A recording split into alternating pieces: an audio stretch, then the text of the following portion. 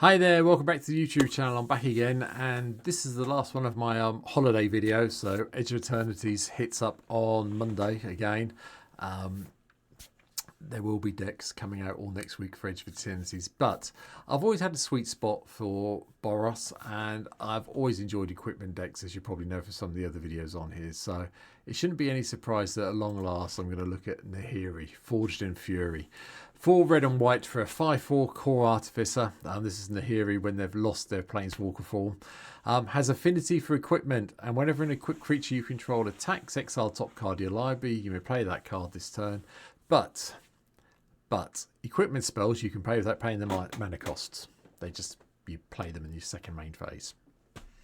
Yeah, okay then. I had to cover it at some stage, and I'm really looking forward to playing this one on stream when I'm back from holiday. So here we go. Here's what today's deck really does look like. So starting at the beginning, we had to play ever in 2 versions of Planeswalker. So the Era of Ancients is in as well, so we can get the core warriors and equip our equipment to it. Look at the top 6 cards of our library, find equipment, and then if we do the -3 to deal some damage, could be useful. And the other version, the mono white version, that could be your commander if you wanted it there. Again, has the +2. You get a core white creature soldier token, and you can attach an equipment to it. You can put an equipment card onto the battle from your graveyard, or from your hand or your graveyard onto the battlefield for the -2. And the -10, never got it off, but it would be lovely if I could at some stage. I'd be very, very happy if I did that. So hey ho. Creatures, well, it's what you'd expect. We are playing a deck that revolves around equipment. So Albert Steiners comes in from Final Fantasy to give us a bigger creature with lifelink. The Steel Shape is here to cut the cost of the equips down. Cloud also comes in to go and find us one of the equipments we need. Glot, King of the Dwarfs, when it loads up. Hello. There we go. From Final Fantasy as well. And whenever Gyot or another dwarf you control enters, or whenever equipment you control enters, you may basically rummage. Merry, the Esquire of Rohan's in as well. Gives it first strike as long as it's equipped. And whenever you attack from Merry, another legendary creature, draw a card. Pure Steel Paladin, no brainer in this deck, along with Reve, the Master Smith as well, to give something double strike when it's equipped. SRAM, obviously senior editors in as well to do the card draw, and then Weapons Trainer, just so other creatures you control get +1/+0 as long as we control an equipment. Yeah, okay. Brass Squire, bit of a random one for me, just to attach a crit when we control to a creature we control. And then Dathian Capson Paragon is also in for the Vigilance, Lifelink, and first strike and cutting the cost of our equipment down. Fire On, Wild Rose Warrior comes in from Final Fantasy as well. Gives all our equipped creatures haste. And whenever a non-token equipment you control enters, create a token that's a copy of it, except its equip costs is 2 less, and you have to sacrifice at the beginning of the next end step. But doubling up on some of the non-legendary equipment's really good fun. Kellen, the Feyblood Birthright Boon is here. Go and search them out, and then other creatures you control get +1/+0 for each aura and equipment attached to Kellen. From there, we go to Kemba, Carl Regent to get the cats, and then Zidane, the Dawnwalker. Yeah, I like this companion. It could, you can't really put it in the companion slot because not every card has an activated ability. But getting this in play means that basically most of your equipment costs 1 or 2 to equip at most. Armored Skyhunter goes and finds us that equipment, and Halvar, the God of Battle. Once I catch up with my mouth, there you go. Gives our equipped creatures have double strike, and then at the beginning of each combat we can move an equipment around if we need to. It also, if we need the Sword of the Realms, can do that as well. Osgard, the Reconstructor, also makes an appearance, so we can sacrifice an artifact, pump a creature up, or exile an artifact card with mana value X from our graveyard and create 2 tokens that are copies of it. Not a bad one with the equipment we're looking at playing in this deck, to be fair. Ivor, the Battle Ready from Assassin's Creed, also makes an appearance. When it attacks, it deals damage equal to the number of equipment you control to each opponent. So, yeah, thank you. Like this one in here. Tiana, Ship's Caretaker. Whenever an equipment you control is put in a graveyard from the battlefield, you may return it to its owner's hand at the beginning of the next end step. And obviously from Final Fantasy, Gilgamesh, Master of Arms, is here as well to go and find all the equipment you need. Yeah, nice. Sorcery, so just a 3. Steel Shaper's Gift to go and find one of the equipment cards. Open the Armory to go and find an equipment card. and unfinished business, so we can return a creature card from our graveyard and then up to 2 target, well, auras or equipment, it is purely equipment in this deck, attach that creature as well. As you can imagine, we have a lot of artifacts, starting with Excalibur.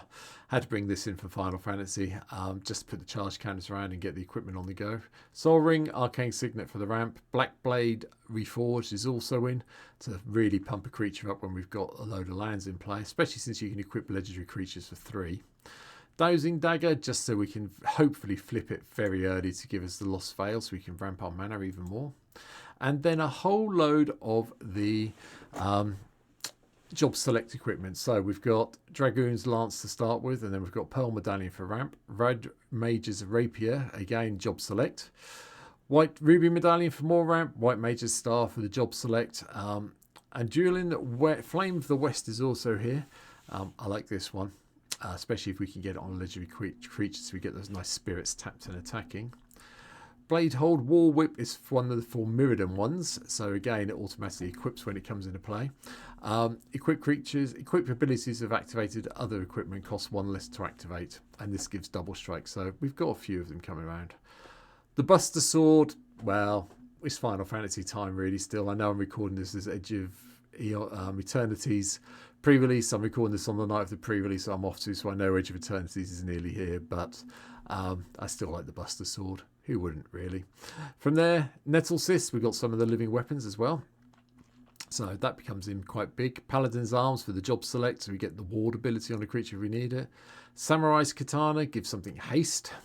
Sickle Cell's the living weapon that just becomes really big for, well, basically a 2/2 for 3, and then you can pump it onto something else. And then all of the swords are here. Body and Mind, Feast and Famine, Fire and Ice, Forge and Frontier, Hearth and Home, Light and Shadow, Sinew and Steel, Wealth and Power. I played all of the ones I had just because, well, they're the swords and I'm playing the equipment deck. Why not? Tidus, well, this is Sword of Truth and Justice as well. I just like the artwork on here, so don't be thrown by Tidus Brotherhood Soul. It is the Sword of Truth and Justice, so it's just another one that gives white-blue protection. Dancer's Chakrams comes in from the Final Fantasy Commander sets as well. Equipped creature gets +2/+2 and has lifelink, and other commanders you control get +2/+2 and have lifelink, and are performers. So, you know, Nahiri becomes a core artificer performer. Interesting. Kemba's Banner, no point not having this in here for each +1/+1 for each creature you control. Warrior's Sword has the job select as well, so it becomes a big 4/3 warrior in addition to its other types. Dragonwing Glider gives the equipped creature flying and haste. Hexplate Wall Breaker, again another one for the Mirrodin side, becomes a 4/4, and if it attacks, it's the first combat phase of this turn. Untap each attacking creature, then after this phase there's another additional combat step.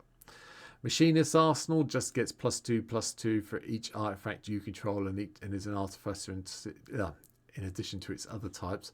Slightly more expensive, but this one for Final Fantasy will have a lot of benefit in this deck, as you can imagine. Atia and Prenin from Final Fantasy as well. Equipped creature has base power and toughness XX, where X is your life total.